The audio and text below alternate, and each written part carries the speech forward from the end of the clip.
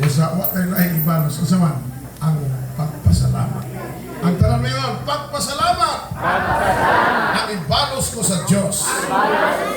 Muna akong isgutan ka ng mga igsoon. Atong abriho na atong Bible na makita sa Psalms 116. Salmo 5:16. Okay, verse 13, 14. Verse 12, 13, and 14. Tulo ka verse ang atong basahon mga igsoon. May tungod kini nga mensahe ang pagpasalamat ang ibalos nato sa Ginoo. Okay. Ang kusog mo basa sa scripture, tiyan talaga mo tinuod, dali gid siya makabayad siyang utang. Mga kung doon na kay utang, kusga na kung basa ang Biblia. Kay kanang Biblia na anay gahom. Mao din ang gitudlo sa mga Espanyol sa una, na ayaw mo sige basag Bible kay makabuang. Pero karon hibaw ang sige basag Biblia nangabalaan ug ang way basa-basa mga buangon. Hallelujah! Kay ang pagbasa dahil sa Biblia na ay sikreto na ikaw dalit makabayad sa utang. Pastor, masig nagdamgo ka. Ako nagsulti sa inyo ha, with my proven, tested and proven. Nangutang ko mga igsuon o Fortuner. Ang akong Bible noon kada bulan is 31,500. Dili ko abogado, dili ko engineer, pastor lang ko. Kung saan ako na pagbayad? What I did, I read my Bible louder every day. And I noticed that when I read my Bible louder, nag-anam-anam ang akong utang o kagamay. O kada katapusan mga igsuon, ang video di magmahay sa ako kay naguna na kong bayad mga igsuon sa akong utang. Kung saan na ba mo yung utang? Ang naiutang mo itaas sa kamot, pero dali mo bayad. Ito, tabi. Loan lang, loan. O sa sikretuan mo kabayad sa utang. Basa sa Biblia, kusga. Hallelujah. Kay kanang Biblia mo nagpulong sa Ginoo. O kanang Biblia, may nagkabaluwa, that is the title of our faith. If you will believe and say, mayo ka nga, ako nagtuo ko, na kung magpataas ko sa akong buhok, o yung akong buhok, tupihon ako, akong imnon, madato ko, nawas Biblia. Wala. Akala na healthy nga pagtulunan. Nagtuwa na. O, na mamatay, di ka maligo. Kaya kung maligo ko, mga matay mong tanan, nawalas Biblia. Wala. Akala na healthy. But every word that you believe in your heart, written in the Bible, your faith is real and legal. Lisod mangangkon og yuta na white titulo. Lisod ka mutuo sa pagtulunan na white titulo. And what is the title of your faith? That is the Word of God. Grabe din, in the beginning God created the heaven and the earth was without form and void.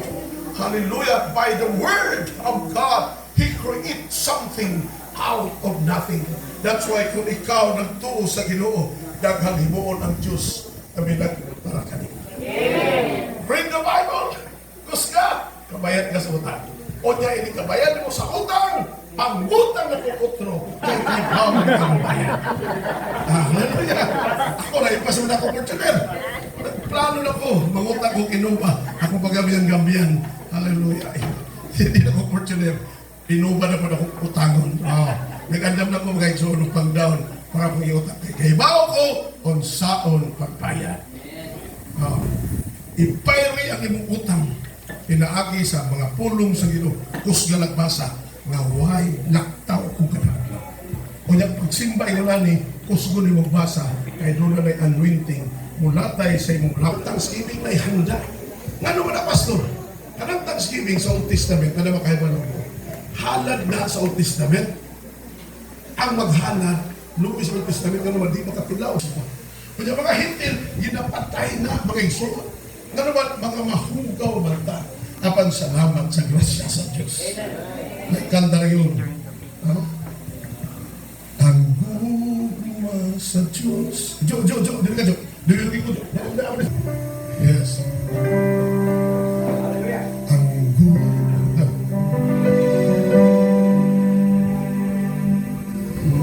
Ang gugma sa Diyos, walay paglubat. Ang Biblia nag-inom. Si Jesus namatay o sa krus, alam kami mo kaluluwa. Sunod. Higugma siya, minsan maldito ka, wala'y paglubad ang iyang pagtagat. Higugma siya, minsan mapatias ka. Juwit. Ang Diyos ang Diyos naman. Hindi na ako makasasala. Ganiwan ako bumuwakwak. Hiluan kumikpikay, mamarangay. Daghang kasalanan nga niya kanako. Apad sa dakong gugma sa Diyos. Ipadala ni Jesus ang iyang anak na si Kristo Jesus dinis kalibutan ang magsakripisyo. Siya mahimong karnero, kordero sa Old Testament, karnero, kordero para sa New Testament, gihalad sa amahan, gilansang sa krus ng namatay. Kung sa tulungan daw na banyo, busa iyon ang Bible, for God so loved the world that He gave His only begotten Son, that whosoever believeth on Him should not perish but have everlasting life. Gano'n sa talahimong anak sa Diyos na mga hindi mo kinautan. Sa nang gidawat na to si Jesus, nagpabautismo ta, nahimutan anak sa Ginoo. Karon, ginimpyuhan na ta sa iyang hamili. Wow, hallelujah!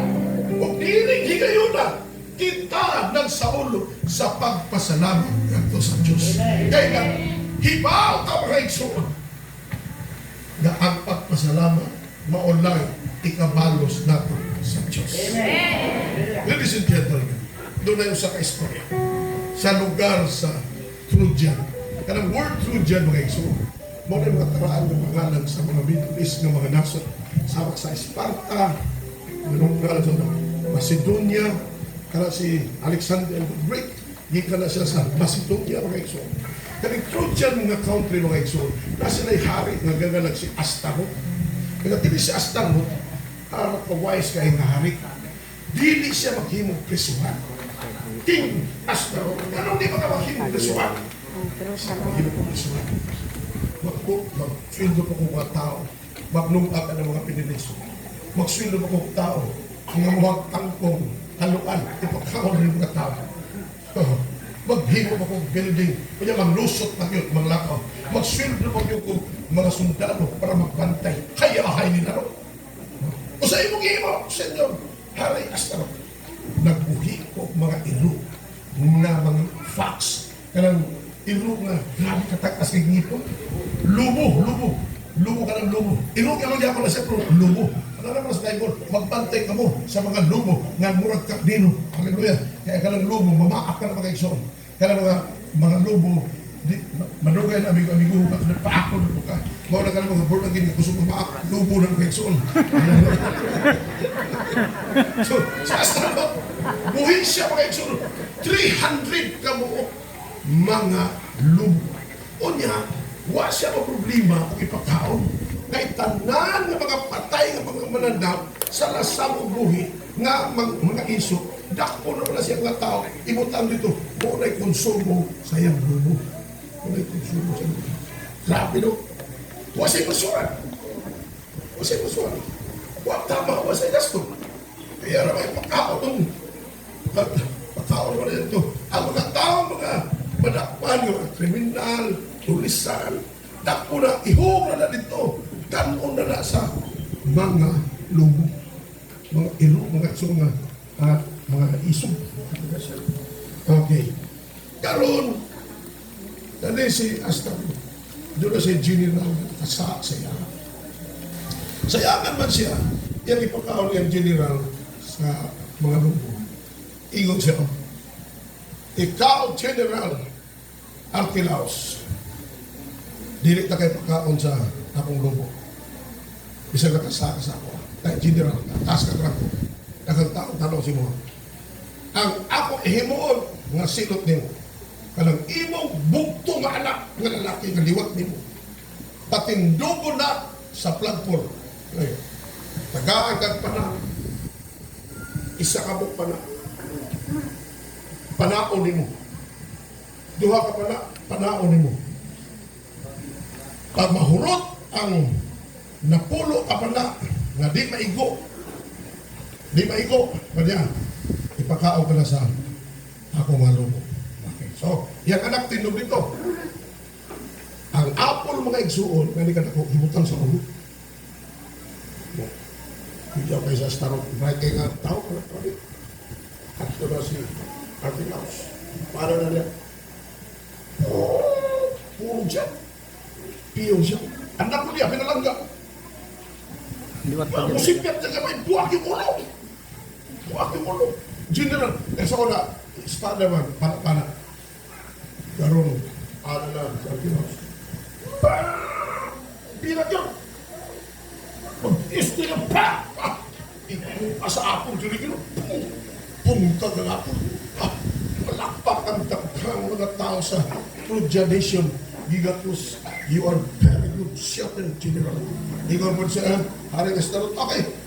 Hindi na kabaligar na kanang kung saan nakaysa, kay bahay ka man nila, bahay ka mamana, bahay ka kung tirador na isa. So, na-absulto ang kaso ni Asgay na Kilaus. Karoon na yung nagdoon di mga eksunan, karas doon di. Ayaw trabaho, tigtimpla sa Diyos, kape, sa hari ng Astarot. Karoon ka doon di. Di kasinahan sa mga kauban nga naas palasyo. Kasinahan. Kaya hingtaas man yung rango. Siya na may tigtimpla. Naalam mo siya kung hulungan niya ang patay hari. Oh. So, kasinahan siya mga eksunan. So, ang nangasina siya mga eksunan, naroon si Dugdi kikibutaan ng dako kayong rango sa hari, natigtimpla, confidential. Namin nasina mga eksunan. Isulod man ang kwarto sa nagtimplahanan ng Diyos. May gani kay di hilo. Asin, ang asukar, ialis ka asin. Ialis na asin. Sa nasina. Mga paminong mga ison, kanang mga tao sinahon, dili na malipay kung mag-success ka. Kung sa kunay mga tao na di malipay siya mong success, nasina na siya. Inggit ang labasan na niya. Kanya ganyan mga inggitiro mga igsoon, di ginamasinso. Nga naman, imbes siya na unta ang next in line na panalanginan sa Ginoo tungkol kay inggitiro siya, idahon din siya sa Ginoo. Kung sa may himuon, ano watay inggit, yung gamot na ginamata. Ngunit, pag naagani panalanginan sa Ginoo, i-rejoice ang ipanalanginan nga murang ikaw ang ipanalanginan. For example, si Mahal ni Pastor Jimmy, na yung makamalit o pick up. Oh, ito na may brad, yung pick up brad, yun na, patagod ni. Pero yun, inungutang mo na niya. Kung siya, ang ngayon na, yung balay dito, nagagubag-gubag, patang-utang, ang tanan niya mga masinahon, di na makasulti o maay. So, timan din ang inyong masilingan. Nga di makasulting maay sa ikaw. Pero ni Mayor, gusto kayo maglibag kay Mayor, nasina na. Nasina na sa kanang di kasulting maay. Di maka-appreciate. Nasina na. Grabing sina ang mga igsoon. Kaya ka na masinahon. Kaya masinahon mga igsoon, nagkuwat ng impirno ang nagkawanan niya. Busa kung bunagin ka, inang Ginoo in Jesus' name. Demonyos mga masinahon, hawak, pulihi sa kalipay, uban sa akong mga igsoon ng kalipay. So yun ay mga gano'n. Sa ngalan ni Jesus, ang ako kasing-kasing, alisti, sa kasing-kasing, mga malipay, sa mga taong ay panalanginan. Yes, man na yun. Oh, grabe. This man knoweth not, neither that a fool understand. Ang mga taong magkwanggol mga igsoon, nakalibot sila, meron ay Ginoo na dapat nilang pasalamatan. Hallelujah. Mga tao na sama ni Haring Astarot, kapag salamat sa Ginoo. Nabisan ang mga lubong ngaway, mga buot. Hallelujah. Nakahinumdum sa tulong ka bulan ng nilang pagkatiba ni Dundi. So, ladies and gentlemen, kung sa may atong ipalos, sa kaayaw maghihimo sa Diyos anak na. O nga sa itong ibasa, what shall I render unto the Lord for all His benefits?